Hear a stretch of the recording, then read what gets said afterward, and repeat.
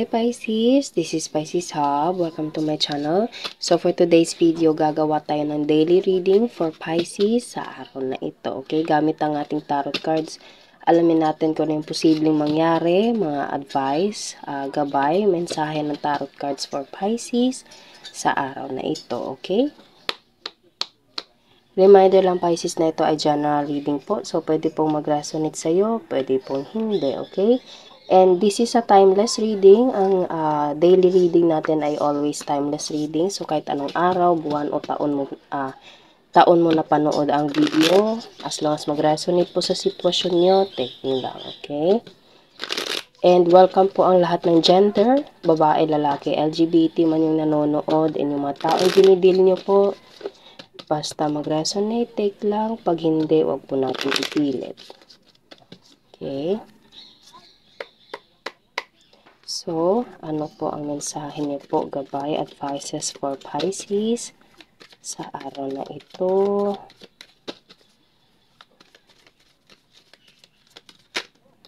Oh, the Tower. Okay, so there's a changes, there's a ruin.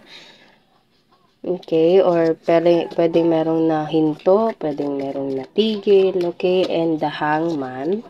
Okay, so pwedeng merong natigil, Pisces, pwedeng merong medyo mabigat tong dalawang cards na nauna, okay? Pero mamaya i-clarify natin to, gamitin natin itong isa nating cards, okay? Tarot cards natin. So, kasi medyo mabigat yung dalawang naunang cards. Okay? I don't know kung kukunin ko ba siya, hindi na lang. Ayun.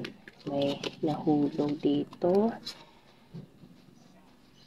Oh, wow. Okay, okay. So, merong nag-flip Pisces, 3 of Wands, 4 of Wands, 5 of Swords, Knight of Swords, and 2 of Wands. Okay. Bottom of the deck is 5 of Pentacles. Oh, so pwede meron itong connection sa pera, Pisces, sa trabaho, okay? Pwede din naman sa relationship, okay? Kasi meron tayo dito 4 of Wands, and sa naunang dalawang cards natin dito, Pisces, medyo mabigat as I said kanina. Okay, medyo mabigat. Pero sa mga susunod na mga cards, sa mga susunod na mga nag-flip na cards is maganda sila. Okay, especially kung merong planning. There's a planning kasi, especially kung medyo malayong lugar or dadaan sa dagat. Kasi meron tayo ditong 2 of Swords, which is planning to travel abroad. Pwede din kasi meron siyang hawak na globe. Okay, and dagat dito. And meron pa tayo ditong 3 of Wands, which is traveling, which is processing some documents, I don't know, basta meron ng proseso, meron ng tinitake na action, okay? And natatanaw na niya yung kabilang isla, okay? Again, meron na namang ditong dagat.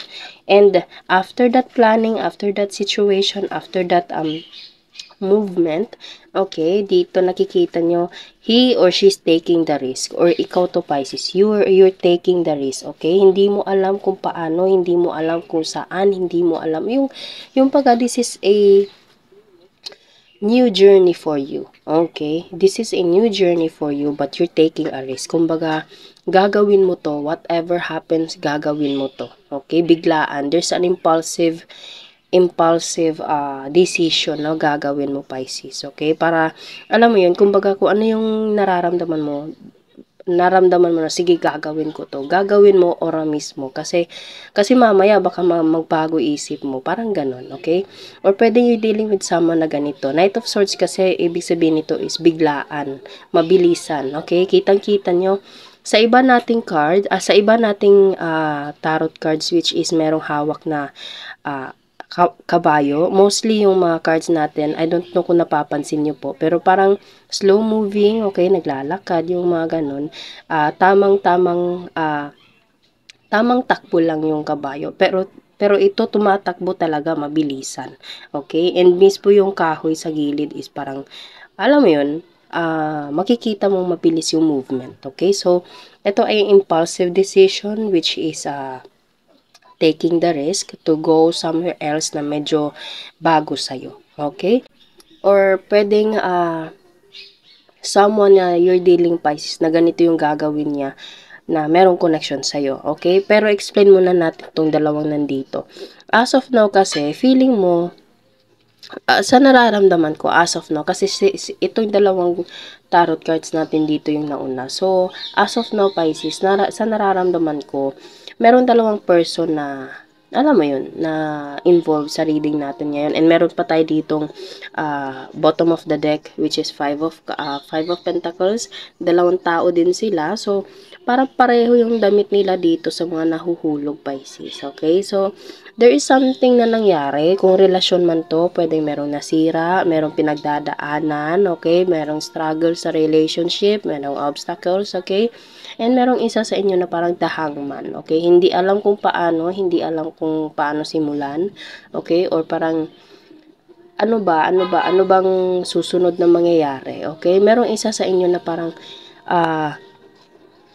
alam mo yun, parang, nangangapa, okay? Merong isa sa inyo yung nangangapa, and merong isa naman sa inyo yung dedikasyon or dedicated na napuntahan ka, okay? Kung sa dalawang tao na nandito, kung ano man yung pinagdaanan nyo, yung isa yung parang naka-stand still lang siya, pero yung isa mabilisan yung movement, okay? So, it's either yung isa yung mabilisan yung movement, siya yung gagawa ng action towards this person na naghihintay lang. Okay? So, pwedeng ito ay relationship, and sobrang ganda yung outcome ng kung ano mang movement, kung ano mang impulsive decision ng isang kapareha ng taong dinidil mo, Pisces, or ikaw to mismo. Okay? Kasi meron tayo ditong Four of Wands. Four of Wands is all about celebration, marriage, happiness, salo-salo. Alam mo yun, yung parang bonding, lahat ng mga magagandang bagay kasama tong taong to, gagawin nyo. Okay, ganun siya kasaya, ganun siya alam mo yun, abundance, happiness. Kung ano yung iniisip mong magandang bagay, mga magandang sitwasyon, ganito yon, Pisces, okay? And pwedeng nakakakita ka ng angel number na 1111, okay? Pero kung hindi naman, it's okay lang po. So, sobrang ganda. There's someone sa dalawang tao na nandito, okay? Medyo nagsistruggle, normal lang yun, normal lang sa relationship na, alam mo yun, na dadaan sa pagsubok, okay? Pero ang importante, walang bibitaw. And ang importante, merong isa sa inyo or kayong dalawa yung gagawa ng action, okay? Bottom of the deck natin ngayon is Five of Pentacles, which is kumbaga left in the cold, okay? Iniwan or whatever, parang nalungkot, okay? So, I think hindi na natin siya kailangang i-clarify. So, hindi muna natin to gagamitin itong tarot cards natin kasi na-explain ko naman siya ng maayos and nakalatag na lahat ng explanation dito sa ating reading. Okay? So, there's something na dalawang tao na involved. Pwede din namang hindi ito love, Pisces. Pwede din namang trabaho, as I said kanina. And ikaw yung magti-take ng risk for you to achieve this Four of Wands na nandito.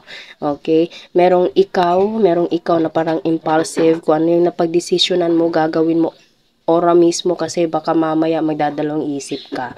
Okay? And merong nasira, merong nahinto, pwedeng sa trabaho mo to. And as of now, parang bigla ko naisip yung word na layoff, okay? Or nag-stop muna. Okay, I don't know, Pisces, kasi holiday season ngayon, mag-New Year na, okay? So, take nyo lang po kung ano po yung sitwasyon nyo, okay? And saan ito mag-resonate. Basta merong medyo struggle dito sa taas. And merong ditong magandang impulsive decision na mangyayari. Okay? So, pwedeng ito ay sa love, pwede din naman sa career po. Okay? So, kuha tayo ng mga initials, random words, kung sino-sino, or ano po yung konektado sa reading natin ngayon for Pisces. Okay? So, merong mataba, chubby. It's either you, Pisces, or pwedeng you're dealing with someone na ganito, short hair, chat, text, or tawag. Okay? Negosyo. So pwede merong connection sa negosyo to, blonde. And conversation. Merong conversation, Pisces, which is chat, text, or tawag. Okay? And short hair, mataba, negosyo, and blonde. So, wala tayong name initials dito. Okay? So, yun lang po ang ating reading, Pisces, sa araw na ito. Naway nagustuhan niyo po. Huwag niyo po sanang kalimutan na mag-like at mag-subscribe po sa ating channel. And click the bell button para ma-notify po kayo sa next videos na i-upload natin. Okay? Thank you, Pisces, and God bless.